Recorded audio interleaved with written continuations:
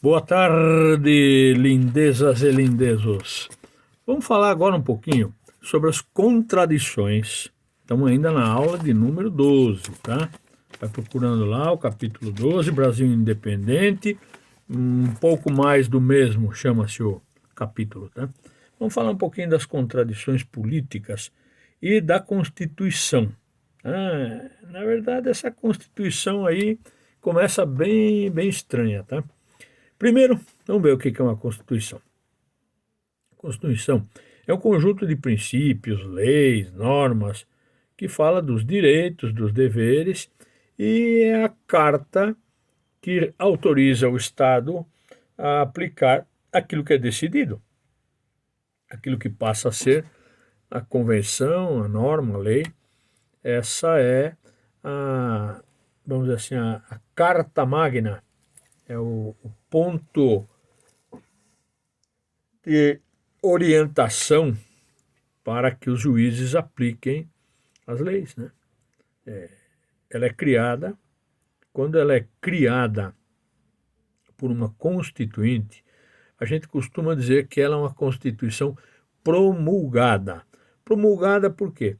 Porque ela foi estudada, analisada, às vezes leva meses ou até anos para chegar a uma conclusão de quais são as melhores leis. Quando uma comissão constituinte acha que aquela é a forma ideal, é votada aquela lei, se ela vai ser aprovada ou não. Quando está fechado o conjunto de leis, que a Constituição está pronta, ela é dada, entregue, promulgada e o povo fica obrigado a seguir. Essa é uma modalidade de Constituição. Existe outra, a outorgada. Outorgada é quando ela é enfiada a garganta abaixo do povo e ninguém discute. Não é algo que foi votado, algo que foi pesquisado, que foi decidido por um grupo, não. Normalmente, as constituições outorgadas são decididas ou pelo rei, pelo imperador, ou então por uma minoria que ele designa, que ele autoriza a criar essas leis. E Dom Pedro, lá em 1822, precisava de uma Constituição, afinal de contas o Brasil não era mais parte de Portugal, portanto as leis portuguesas não podiam continuar sendo aplicadas aqui no Brasil. Então ele convoca uma Assembleia Constituinte, que era formada por deputados, senadores, e se encarregariam de fazer a primeira Constituição brasileira. Isso em 1823, um ano depois da independência.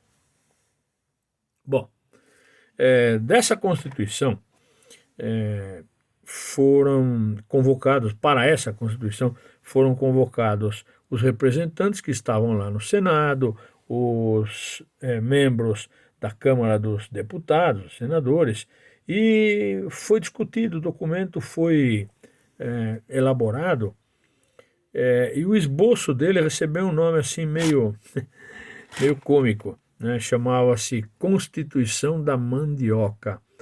Como assim, Constituição da Mandioca? Por quê? Porque naquele tempo o voto era censitário, não era todo mundo que votava. Nós vamos ver detalhes sobre isso daqui a pouquinho.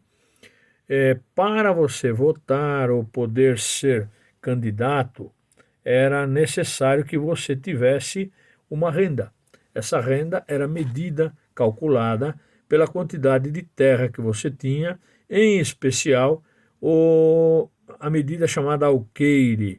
O alqueire é um espaço de 24.200 metros quadrados, e para você poder votar, você tinha que ter pelo menos 150 alqueires de plantação de mandioca, acima de 250, 500 ou 1.000 alqueires. Isso significava o quê? Você queria ser vereador na sua cidadezinha lá, você tinha que ter pelo menos 150 alqueires plantados de mandioca. Significava dinheiro isso, né? Porque o pessoal comia basicamente farinha de mandioca. Foi a alimentação principal dos brasileiros. Era isso então que determinava se você podia ser o candidato. 250 se você quisesse ser um deputado no estado que você morava, que naquele tempo chamava-se província. Depois 500 mil 500 alqueires, perdão, se você quisesse ser um deputado lá no Rio de Janeiro, que era a capital, ou então 1.000 alqueires se você quisesse ser candidato a senador.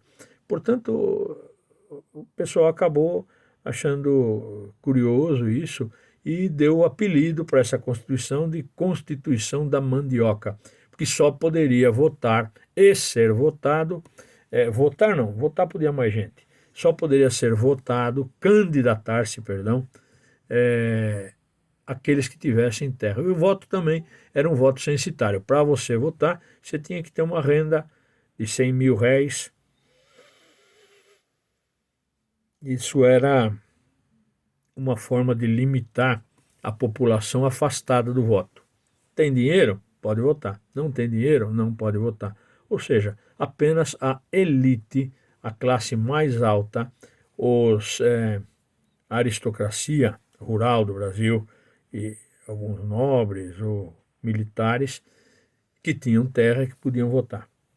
Na verdade, essa Constituição, ela nem foi muito longe, não, porque o Dom Pedro começou a ficar preocupado, porque os constituintes, aqueles que foram montar a Constituição, estavam querendo cortar um pouquinho a autoridade do imperador e resolveram colocar limites à autoridade dele. Ele não gostou nada, ficou bem bravo. E para mostrar que tinha ficado bravo, ele mesmo abriu a Assembleia Constituinte para que as pessoas designadas por ele pudessem fazer esse conjunto de leis chamado Constituição, e ele mesmo, quando começou a ver que a mandioca estava ficando cozida demais, ele falou, opa, nananina, não, vou fechar esse negócio. E fechou. Ou seja, ele encerrou a chance do Brasil ter uma Constituição. Depois, em 1824, ele vai dar um Ctrl-C, Ctrl-V na Constituição lá de Portugal, dá uma modificadinha e tal, e outorga, não promulga. Outorga enfia na garganta e você tem que aceitar. Essa outorga da Constituição, ela mantinha os poderes do imperador, cortava as asas à vontade dos parlamentares de mandar, e agora podem ficar de boca aberta. Quem ajudou o Dom Pedro a fazer a independência foram aqueles 3 que nós falamos na aula ao vivo, e os 3 eram os líderes, tá? O Cipriano Barata, o nosso amigo José Bonifácio e o Gonçalves Ledo. Esses mesmos que ajudaram o imperador a proclamar a independência foram alguns dos escritores da Constituição. Mas como Dom Pedro não gostou da Constituição da Mandioca, ele fechou o Congresso, fechou a Assembleia Constituinte, e essa noite foi chamada de Noite da Agonia. Mandou o exército ir lá e prender todo mundo, inclusive, sabe quem? O José Bonifácio, antigo aliado dele. Olha só o imperador Dom Pedro colocando as garras de fora, né? E mandou não só o José Bonifácio para a cadeia, mas depois mandou exilar, expulsou daqui do Brasil, tá? Então, essa Constituição, que era para ter sido uma Constituição parlamentarista, liberal, não chegou a acontecer. Ficou com o nome de Constituição da Mandioca, tá? Outra coisa, as constituições dos países parlamentaristas, daqueles países que entraram na filosofia iluminista, aqueles princípios liberais, essas constituições, elas tinham como princípio básico, elementar, a separação dos 3 poderes, conforme Montesquieu disse, poder executivo, poder legislativo e judiciário. Esse é o normal em qualquer país, tá? Igualdade de direitos perante a lei, liberdade de expressão, só que não. Aqui não. Dom Pedro falou, aqui não. Nada de 3 poderes, não. Eu quero 4. Lugar nenhum do mundo se fazia isso, mas aqui sim. Ele queria não 3, mas 4. E ele queria ocupar dois poderes, o poder executivo e um que foi criado, chamado de poder moderador, isso costuma cair em prova. O que era o poder moderador? Era um poder que o imperador tinha de tomar decisões, cancelar sentenças de juízes, modificar leis. Em resumo, ele podia não apenas moderar, fazer assim um controle da coisa, mas dominar totalmente a situação. Dom Pedro era bem autoritário, hein? Bem absolutista. E mais, tá? Lá no passado havia uma norma escrita por um francês chamado Bossuet, que era o direito divino dos reis. Tinham outros escritores, mas esse dizia que os reis tinham um poder que vinha de Deus. Esses reis tinham o direito de governar porque eram investidos, consagrados pelo poder divino através da igreja. A igreja, o padre, o bispo, arcebispo, não sei quem, colocava a espada assim e fazia o rei jurar sua fidelidade à igreja, e ele recebia esse poder divino. Portanto, ninguém podia ousar desafiar, criticar, falar mal do rei, no caso do Brasil, do imperador. Vocês sabem a diferença de um rei e de um imperador? Bom, rei é quem tem um reino, é um monarca, é um cara só, monarca, monarca. Um monarca pode ser um monarca absolutista. Agora, um imperador, um império é diferente de uma monarquia. O império é quando um governo, um monarca, tem vários territórios dentro daquele conjunto de territórios que ele controla, domina, mas com idiomas diferentes. E o Brasil era dono do Uruguai, da província Cisplatina. Então, para diferenciar de Portugal, que era um reino, que poderia ser também um império português, e era, na verdade, né? Tinha colônias na África, tinha colônias ultramarinas, né? Mas ele não queria esse nome de monarca, não. Ele quis o título de imperador, o imperador Dom Pedro I, para mostrar o seu poder, né? Além do que, esse poder vinha de Deus.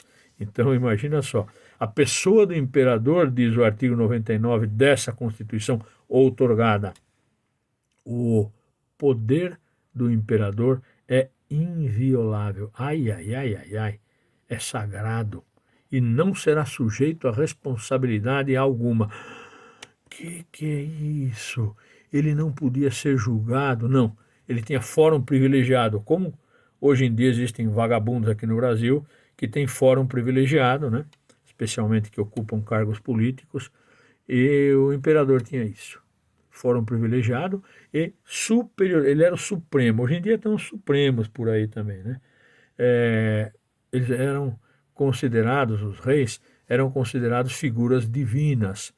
Eles podiam tomar decisões, certas ou erradas, eram decisões deles e ninguém questionava.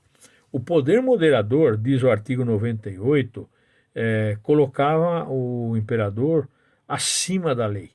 Ele era sagrado, ele era associado à vontade divina. E o poder legislativo e judiciário eram dominados pelo imperador. Em resumo, quem mandava em tudo era ele. Era um absolutista disfarçado de liberal. Uma fraude. Outra coisa, o poder moderador, segundo Dom Pedro, era a chave da organização política, da administração, da manutenção da paz, do equilíbrio e da harmonia entre os poderes. Ora, ora, ora, ora. Quer dizer, então, que ele queria mandar e fim de papo, né? Ele era um imperador, né? Ele era um absolutista. Na verdade, a intenção dele era justamente ter o comando total da situação. Bom, Constituição, em qualquer lugar do mundo, tem como base estabelecer os direitos e os deveres. E uma das coisas mais essenciais é que todos os cidadãos são iguais perante a lei. Todos, todos. Até o próprio imperador. Só que não. Ele não, ele estava acima. Afinal de contas, tinha um poder dado por Deus, né? Quem que ia discordar dele? Outra coisa, a Constituição no Brasil, ela não era uma Constituição liberal. Ela dizia ser, mas não era. Fazia de contas ser liberal, mas não era. Em primeiro lugar, você já sabe que o voto era censitário, portanto, só os mais ricos tinham chance de votar, tinha que ter renda. Segundo, mulher não votava. Ex-escravos, por mais que estivessem alforriados, libertados, também não podiam. Outra coisa, como ele era consagrado por Deus, havia um trato, um acordo entre eles e os líderes religiosos, no caso católicos, que era a única religião permitida, para que o Estado não fosse um Estado laico. O Estado tinha uma religião oficial e você era obrigado, em tese pelo menos, a acreditar, a seguir as normas da religião vigente, da religião oficial. Tá? Outras religiões tinham que se manter assim escondidinhas, não podiam ter igrejas, templos, né? Havia uma perseguição que, aliás, durou muito tempo, e o Tribunal da Inquisição, aqui no Brasil, agiu até 1840 e pouco. Tá? Portanto, quem não fosse católico não era bem visto. Outra coisa, quem falasse contra o imperador podia ser perseguido, preso. Então, se ofendesse o direito divino, duvidasse, né, de que ele era um agente de Deus aqui na Terra, que ele era um cara especial, né, ia preso. Tá? Então não podia falar nada, tinha que concordar e pronto. As mulheres também sofreram muito. Mas falando em mulheres, tem algumas aí, a maioria era ignorada, a maioria eram analfabetas. As mulheres eram donas de casa. Engraçado que até algum tempo atrás, profissão da mulher, do lar. Já viu isso? Do lar. Tem a do lar, que é aquela casada com um homem que vive sob a sombra do seu marido, e tem a doméstica. A doméstica, assim como o animal doméstico, meu Deus, era aquela que trabalhava como empregada ou como escrava, era doméstica. Algumas escravas faziam doces, ou mulheres que eram do lar costuravam, bordavam. O trabalho das mulheres era um trabalho estritamente manual, culinário, né, de costura, enfim, essas coisas. As escravas que trabalhavam não ficavam com dinheiro, não, elas iam vender doces, eram chamadas quituteiras, né, faziam doces e saíam vendendo. O dinheiro era do patrão, tá? Elas iam vender, mas como eram escravas, não tinham direito a ficar com absolutamente nada. A maior parte do que elas ganhavam ficavam com os patrões, com os senhores ou com as sinhás. Tá? Algumas mulheres se destacaram nessa história toda. Tá? Nós temos alguns exemplos aqui. Uma mulher chamada Maria Filipa, que foi uma heroína, desprezada pela história, tá? Mas uma mulher que durante a guerra lá na Bahia para expulsar os portugueses, essa mulher aqui, ó, ela tacou fogo em 40 navios, a mulher era fera, tá? Maria Filipa era bem bravinha, tá? E corajosa também. Outra que foi corajosa, mas acabou morta, foi uma abadesa. Quem mora numa abadia, é uma espécie religiosa, uma freira, né? Chamada Joana Angélica. E essa Joana Angélica de Jesus, ela foi morta porque ela tentou impedir os portugueses de entrar lá no convento, tá? E aí acabou morta. Outra heroína desse período, né? Uma mulher que se destacou, Maria Filipa, a Joana Angélica de Jesus e a Maria Quitéria de Jesus Medeiros, que é uma mulher que foi, essa sim, foi considerada uma heroína porque ela era filha de um fazendeiro, mas ela rapou a cabeça, vestiu-se como homem e foi lutar contra os portugueses. Ela era considerada um homem, tá? E corajosa, tá? Igual a Joana d'Arc lá na França. Essa foi a Maria Quitéria, uma baiana arretada, tá? Então nós vamos ficar por aqui, mostrando que a Constituição não era para todos, que o imperador tinha um poder moderador, que de moderador tinha o nome, ele era na realidade um absolutista, os três poderes não funcionavam, a Constituição não era uma Constituição discutida, ela era outorgada, a Constituição da Mandioca foi jogada fora e até os aliados, como José Bonifácio, foram presos e perseguidos. Um beijo e até a próxima.